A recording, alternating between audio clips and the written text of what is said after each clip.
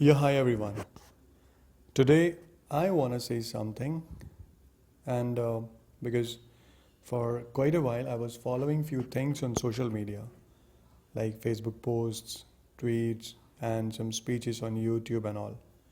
And it was regarding a few of the so-called extra patriotic leaders and some newly emerging leaders, like some student union leaders.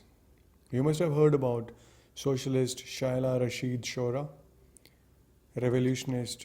I'm sorry, not revolutionist, but self-proclaimed revolutionist because he has spent few days in jail, Mr. Kanhaiya Kumar. Don't know much about him, that is Mr. Omar Khalid, and really could not find something very solid about Anirban Bhattacharya.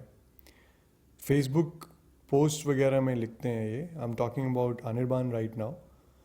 ये लिखते हैं carrying forward the legacy of Una movement. भाई you are treating such things as your legacy.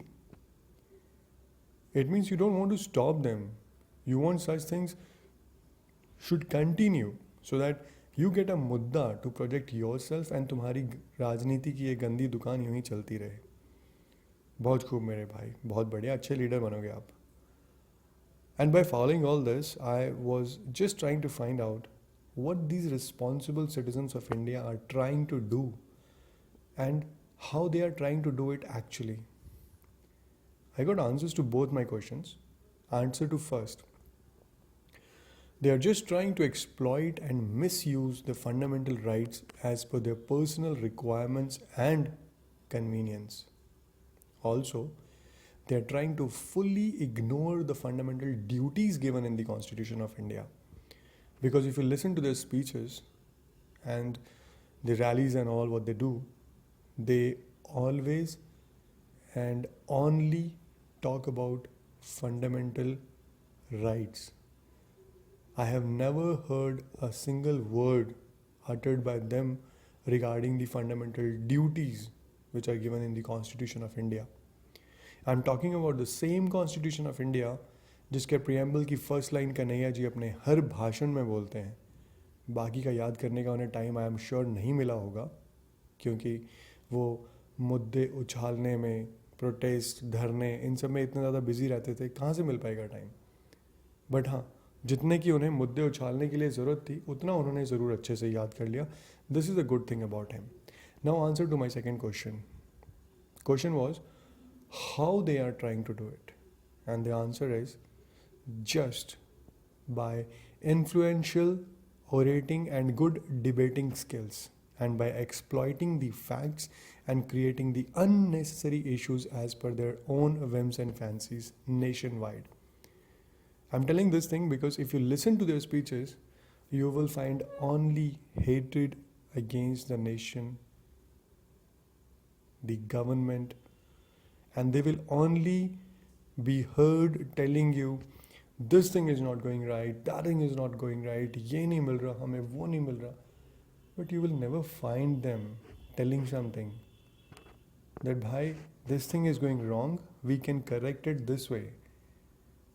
This thing is going wrong, we can do something this way about this. No, they will not speak like that.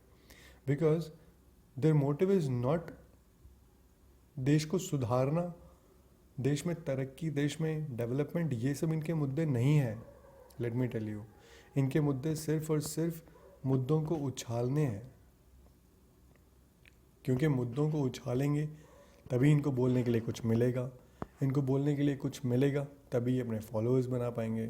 इनको followers मिलेंगे तभी तो इनकी राजनीति की दुकान चलेगी. मेरे भाई, समझने की कोशिश करो कि ये लोग एक्चुअली क्या चाहते हैं आपसे. And you guys are blindly following them. Good, keep doing it. I don't have any problem. I will not follow. I will follow the day they will do something good for the nation. I will do that. कल को कन्हैया जी अगर प्रधानमंत्री बन जाते हैं, मुझे कोई problem नहीं है. I will follow him. But अगर ये प्रधानमंत्री बनने लायक काम करेंगे तो, अगर ऐसे ही बन जाएंगे तो I will not accept him even अगर ये प्रधानमंत्री बन जाएं तब भी. Okay, fine, leave it. In between, I also tried to analyze their individual personalities, but unfortunately, I found all of them victims of dual personality syndrome. खुद के लिए सेम इशू पर इनकी राय कुछ और होती है और औरों के लिए सेम टॉपिक पर इनकी राय कुछ और होती है. डोंट वरी, मैं हवा में तीर मारने नहीं आया हूँ. I will give you the facts for whatever I say. So whenever someone questions Kanhaiya ji, आप पर जो सीडेशन वगैरह के आरोप लगे हैं उन पर आपको क्या कहना है? कन्हैया जी का एक ही आंसर होता है और बड़ी डिसेंसी के साथ ये हर बार दे देते हैं उसे. केस जुडिशरी के पास पेंडिंग है और हमें हमारे संविधान पर और हमारे देश की जुडिशरी पर पूरा पूरा भरोसा है. ग्रेट, ये आपके मुंह से सुनकर बहुत अच्छा लगता है कन्हैया जी.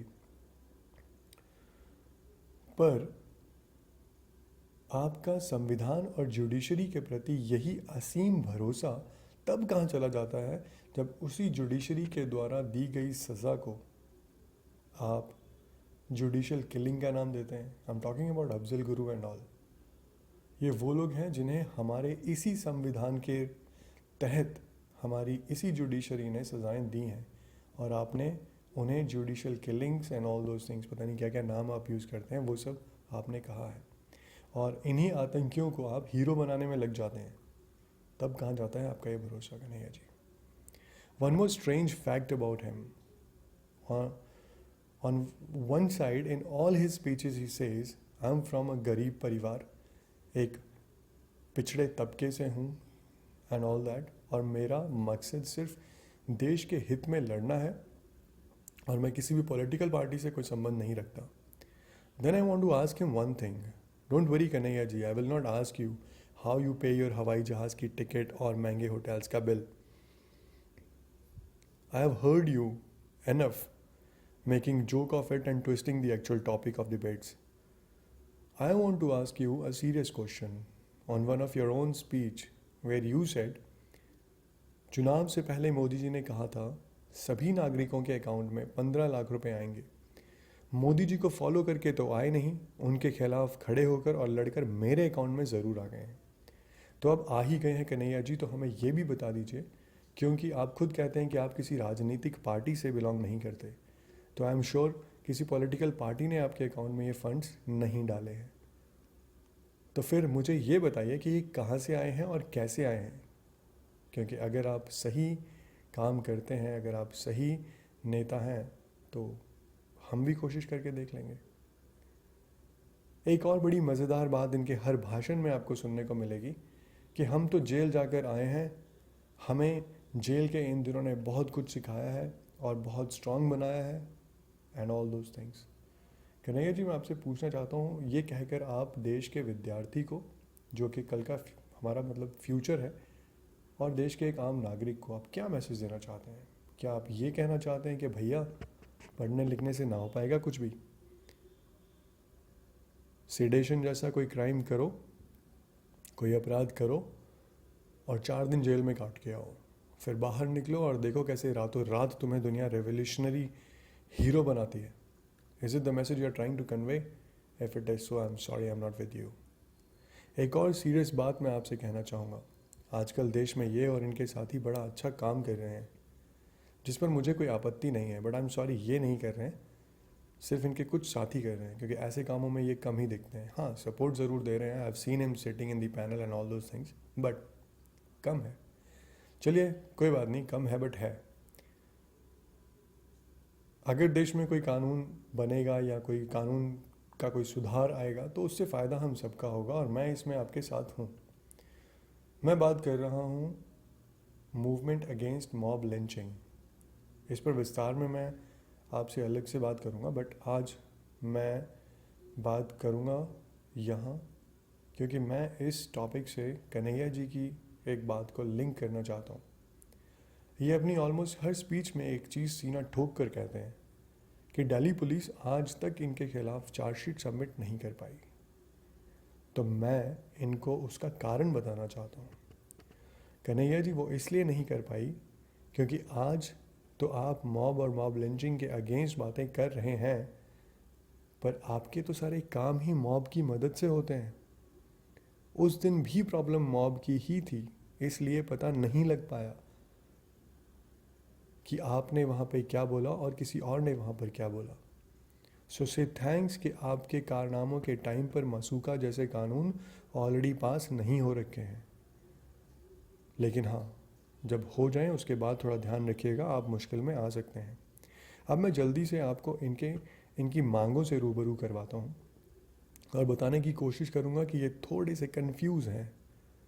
अपनी ओरेटिंग स्किल्स के साथ इन्होंने बड़े ही सही तरीके से अपने फॉलोअर्स को भी इसी कन्फ्यूजन के साथ अपने रास्ते पर लगा रखा है। And I really appreciate the loyalty of his followers कि वो कन्फ्यूजन में भी इनके साथ पूरा साथ दे रहे हैं। बहुत बढ़िया। His first and foremost demand is आज़ादी। जब टटोल कर पूछा गया तो बोले देश से नहीं, देश में आज़ादी चाहिए। मैं पूछता हूँ, देश को तो अब अपने घर जैसा ही ट्रीट करते हैं, तो कभी जाइएगा अपने मॉम डैड के पास और कहिएगा इसी तरीके से नारा लगाकर कि मुझे घर से नहीं, मुझे घर में आज़ादी चाहिए। 4 थप्पड़ पड़ेंगे कन्हैया जी, 2 माता जी से, 2 पिताजी से, और साथ ही वो आपको हॉस्पिटल में एडमिट भी करवाएंगे because they care for you the way this country care for you. क्योंकि आपने उन्हें भी कंफ्यूज कर दिया और वो सोच रहे हैं कि बेटा पागल हो गया या बेटा नेता बन गया। कहता है घर से नहीं, घर में आज़ादी चाहिए, मतलब नेतागिरी कर रहा है। क्योंकि अगर घर से आज़ादी मांगेगा तो रोड पे आ जाएगा, और इसका मतलब ये है कि ये पागल हो गया है। क्योंकि अगर ये घर में आज़ादी मांग रहा है तो ऑब्वियसली पागल ही है, क्योंकि घर तो तेरा ही है मेरे बेटे। ये आपके पापा के वर्ड्स होंगे कि घर तो तेरा ही है बेटा, तो तुझे इसमें क्या आज़ादी चाहिए भाई। चतुराई में तो आप चतुर्लिंगम से भी आगे निकल गए Kanhaiya ji. Now let us talk about few types of आज़ादी he is looking for. First is गरीबी से आज़ादी। इनसे कोई पूछे कैसे आएगी गरीबी से आज़ादी। पढ़ाई तुम किसी को करने दोगे नहीं, दिन भर प्रोटेस्ट करोगे, रात को मुद्दे ढूंढोगे अगर नहीं मिले, और नेक्स्ट प्रोटेस्ट की तैयारी करोगे। किसी इंटरव्यू और कंपटीशन की प्रिपरेशन करवाओगे नहीं किसी से, और फिर कहोगे इन लोगों को नौकरी नहीं मिली, और अब तो आप ये भी कहोगे कि मुझे भी नौकरी नहीं मिली। आप ये कहेंगे कि पढ़ाई के बारे में हमसे बात करो, हम तो टॉपर हैं JNU एंट्रेंस के। मानता हूँ आप और शैला जी एंट्रेंस के टॉपर हैं, लेकिन आपको ये भी मानना होगा कि आपने धरने देकर टॉप नहीं किया, आपने पढ़ाई कर और प्रिपरेशन करके टॉप किया है। तो अगर आपने वो किया है तो आप अपने बाकी साथियों को अलग क्यों सिखाते हैं। उन्हें भी बताइए कि भैया प्रिपेयर करने से क्रैक होंगे एग्ज़ाम्स, धरने देने और नारे लगाने से नहीं होंगे। तो सुनो मेरे भाई, एक और इम्पॉर्टेंट बात, नौकरी ना तो तुम्हें कन्हैया जी देंगे ना सरकार देगी, वो तो तुम्हें अपनी काबिलियत और मेहनत से लेनी पड़ेगी, और गरीबी धरनों और नारों से नहीं जाएगी, वो जाएगी मेहनत कर ईमानदारी से नौकरी और बिजनेस करने से। सो डिसाइड योर सेल्फ कि तुम्हें गरीब बनकर गरीबी के साथ नारे लगाते हुए रोड पर शहादत देनी है, जो कि शहादत है नहीं, वो सिर्फ तुम्हारे पार्टी वाले शहीद कहेंगे तुम्हें, बाकी लोग बेवकूफ़ ही कहेंगे, या फिर तुम्हें मेहनत कर नौकरी और बिजनेस करके इस गरीबी को मारना है। देखो दोनों में से एक तो मरेगा, या तो गरीब मरेगा या गरीबी मरेगी, लेकिन डिसीजन गरीब को लेना है। गरीब अगर चाहे तो गरीबी को मार दे और खुद जी ले, या फिर गरीब कहे कि गरीबी को नहीं मार पाऊँगा, मैं खुद ही मर जाता हूँ। तो भाई दोनों में से एक जिएगा, डिसाइड कर लो तुम जीना चाहते हो या अपनी गरीबी को ज़िंदा रखना चाहते हो। आपकी इस बात पर क्योंकि आप और करते हैं, तो मेरे को एक और चीज़ आपकी याद आ रही है कि जो सबसे बड़ा पॉइंट आप लेके घूमते हैं, अभिव्यक्ति की आज़ादी। इस पर ज़्यादा कहने की ज़रूरत है नहीं। सारे देश में घूम घूम कर जिस प्रकार से अभिव्यक्ति आप और आपके साथी करते हैं और फिर भी आज़ादी से घूम रहे हैं, इसके आगे भी कोई अभिव्यक्ति की आज़ादी हो सकती है, ये मुझ जैसे लोगों के लिए सोचना भी एक चैलेंज है। तो आप ही सोच सकते हैं, तो इस पर आप ही बता सकते हैं। बाकी हमारी तरफ से आपको पूरी आज़ादी हम समझते हैं कि है। और आपकी इस बात पर मुझे देश के एक सच्चे बेटे, एक सच्चे वीर पुत्र और एक रियल हीरो के कुछ शब्द याद आते हैं। कैप्टन विक्रम बत्रा परमवीर चक्र से सम्मानित हमारे कारगिल वॉर के हीरो। आपको शायद नाम याद ना हो, बट हमारे देश के जो नागरिक हैं उनमें बच्चे बच्चे को उनका नाम पता है। जब वो बनकर से बनकर दुश्मन के छक्के छुड़ा रहे थे, तब वो अपने साथियों से कहते थे, ये दिल मांगे मोर। उनका मोर देश को मोर सुरक्षित करने के लिए था, और आपका मोर शायद आप ज़्यादा अच्छे से जानते होंगे, पर अब आपकी स्पीचें सुनने के बाद लगता है कि शायद आपको भी नहीं पता, और मेरे पास इसके लिए कोई शब्द बचे नहीं हैं। तीसरा, आप कहते हैं अशिक्षा से आज़ादी चाहिए। इस पर भी ज़्यादा कुछ कहने की ज़रूरत नहीं है, क्योंकि आप और आपके साथी खुद इस बात का एक एग्ज़ाम्पल भी हैं और जवाब भी। आप खुद हर भाषण में कहते हैं, मैं एक गरीब परिवार से हूँ, मेरे पिताजी बीमार हैं और माताजी काम काज करके 3,000 प्रति माह कमा पाती हैं। इतनी कम आमदनी में आपके पिताजी की सेहत का ख्याल रखने के साथ साथ गृहस्थी को भी संभालते हुए वो आपको JNU तक पहुंचा गई, जो कि भारत के सबसे बड़े एजुकेशनल इंस्टीट्यूट के रूप में माना जाता है। तो आप कहिए, कैसे नहीं है आपको शिक्षा की आज़ादी? क्योंकि आप इसमें भी धर्म और जाति को घसीटते हैं, तो फिर आपको और अच्छे से समझाने के लिए मैं आपके फ्रेंड्स को इन्वॉल्व करता हूँ। बताइए, उमर कैसे आए JNU में? वो तो मुस्लिम है और आप उन्हें माइनॉरिटी कहते हैं, राइट? क्योंकि आप ही कहते हैं, हमने कभी उन्हें माइनॉरिटी नहीं माना। हमारे लिए वो एक नागरिक हैं, जैसे हम हैं वैसे वो हैं। और सबसे बड़ी और भयंकर एग्जाम्पल तो हैं शैला जी। भैया मुस्लिम तो हैं ही, साथ में कश्मीरी और हैं, फिर कैसे JNU में आ गई? देखिए, my motive of pointing out your background and religions here is not to insult you guys and your religion or something like that. It was just to highlight कि ना तो भारत देश, ना भारत का संविधान और ना ही भारत का शासन तंत्र किसी के साथ भेदभाव करता है। हमारे लिए सभी धर्म और सभी जाति के और सभी तबकों के लोग, सभी प्रांतों के लोग हर चीज़ और सुविधा के लिए समान अधिकारी हैं। ये सिर्फ आप जैसे कुछ चीप पॉपुलैरिटी सीकर्स होते हैं जो बेमतलब ऐसे इश्यूज़ को क्रिएट करते हैं। वरना आप जाइए और किसी एक आम बच्चे से या एक आम स्टूडेंट से या एक आम नागरिक से पूछ के देखिए, he is very well aware about his financial and his social status, and he is looking for the job and admission as per his statuses only.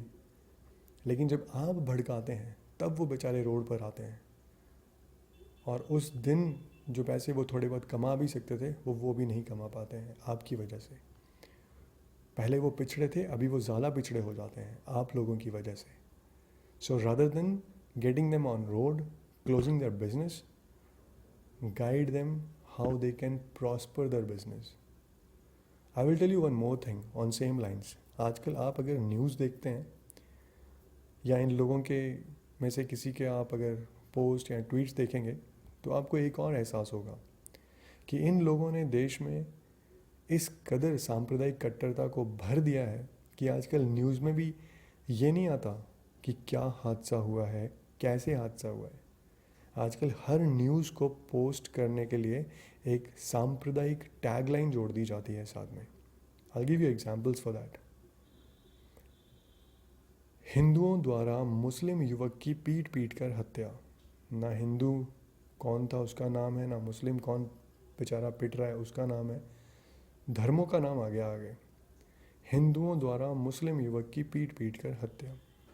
एक और एग्जाम्पल देता हूँ, एक मुस्लिम द्वारा एक दलित लड़की का बेदर्दी से बलात्कार, and so on and so on. मेरे भाई, जब तुम किसी भी खबर को इनिशिएट ही इस तरीके से धार्मिक और सांप्रदायिक कट्टरता के साथ करोगे, तो दंगे भाई नहीं भी होने होंगे ना, तो भी हो जाएंगे। पर हाँ, तुम्हें क्या फ़र्क पड़ता है? तुम तो चाहते ही यही हो ना, क्योंकि मुद्दे तो तुम्हें बनाने ही पड़ेंगे, क्योंकि मुद्दे होंगे नहीं तो तुम राजनीति करोगे किस पर? पर दुख तो ज़्यादा तब होता है जब तुम ज़बरदस्ती के मुद्दे बनाते हो। इसका एक लाइव एग्जाम्पल देता हूँ तुम्हें, अफजल गुरु का मुद्दा। भाई इंडियन चाहे हिंदू हो या मुसलमान, सिख हो या क्रिश्चियन, या फिर किसी भी धर्म, जाति, तबके, प्रांत, क्षेत्र, स्टेटस, कोई भी हो, वो कभी सपने में भी नहीं सोचेगा कि अफजल गुरु का भी शहादत दिवस मनाया जा सकता है। हमारे किसी फौजी का तो शहादत दिवस तुमने कभी सेलिब्रेट नहीं किया। अभी कुछ दिन पहले कैप्टन विक्रम बत्रा का शहादत दिवस था। तुम लोगों ने ट्वीट करना तो बहुत दूर की बात, तुमने किए हुए ट्वीट्स को रीट्वीट, इवन लाइक तक नहीं किया। I am following you guys for your information. Otherwise Afzal पर दिल भर भर आता है तुम्हारा, हद करते हो भाई। कोई मुद्दा नहीं तो अफजल को मुद्दा बनाते हैं। आजकल वैसे भी आउट ऑफ द बॉक्स सोच जल्दी फेमस होने का एक शॉर्टकट है। अभी धिंचक पूजा का ही एग्जांपल ले लो। मीडिया पर इंटरव्यूज चल रहे हैं, चाहे लोग गालियां ही दे रहे हैं, बट मीडिया पे वो इंटरनेट सेंसेशन के नाम से फेमस है। पर आई रिस्पेक्ट दैट लेडी, उसने कुछ देश के विरोध में नहीं करा, और इसलिए आप लोगों को उनसे कंपेयर करना उनकी इंसल्ट है। तो I am really sorry Pooja, but it was just to explain something. अब सुनो मुझसे मुद्दे की बात, क्योंकि मैं भी अगर तुम लोगों की तरह से मुद्दों को उछाल के छोड़ दूंगा तो मुझ में और तुम में कोई फ़र्क नहीं है। अब मैं तुम्हें बताता हूँ मुद्दे की बात। अगर इस देश में नेता बनना है तो पहले लीडरशिप सीख कर आओ। तुम परेशान मत हो, क्योंकि मुझे पता है तुम्हें नहीं पता कि सही शिक्षा कहाँ से मिल सकती है। मैं बताता हूँ। Major general GD Bakshi, expand करके बताता हूँ, मेजर जनरल गगनदीप बख्शी को फॉलो करो। मेजर सुरेंद्र पुनिया को फॉलो करके देखो। मेजर गौरव आर्या को फॉलो करके देखो। इन लोगों के सोशल मीडिया अकाउंट्स को अपने अकाउंट्स के साथ कंपेयर करके देखो। इन्होंने कभी किसी से वोट नहीं मांगे, कभी कोई धरना नहीं दिया, देश या सिस्टम के अगेंस्ट कोई प्रोटेस्ट नहीं किया, सही तरीके से अपना मत रखा, लोगों ने माना, और माना ही नहीं दिल से माना, और आज ये सब हमारे रियल हीरोज़ हैं। तुम सबसे कहीं ज़्यादा फॉलोअर्स हैं इनके, and these followers follow them from the core of the heart. So now let us please leave. So to all my countrymen here, I request to come out of this trap and take your own decisions. Don't get influenced by anybody. If you ask me, I'm not a Hindu, I'm not a Muslim, neither Sikh nor Christian. I am an Indian first. My first religion is Indianism, and then comes my individual religion, because मेरा देश ही मुझे मेरे मज़हब को follow करने की हैसियत और आज़ादी देता है। अगर मेरा देश ही आज़ाद नहीं या सलामत नहीं तो मेरा इंडिविजुअल मज़हब, इसकी हिफाजत करेगा कौन? Let us all take a pledge today. We will follow our common religion of Indianism first. Our individual religions comes next. Let us all fill the different but beautiful colors of our individual religions in Indianism and make India the most peaceful and most colorful piece of this planet. In this video, I'm sorry I spoke more about Kanhaiya Ji and less about others. In my next coming videos, I will speak more about others and less about Kanhaiya Ji, if I will come back. Till then, Jai Hind, Jai Bharat.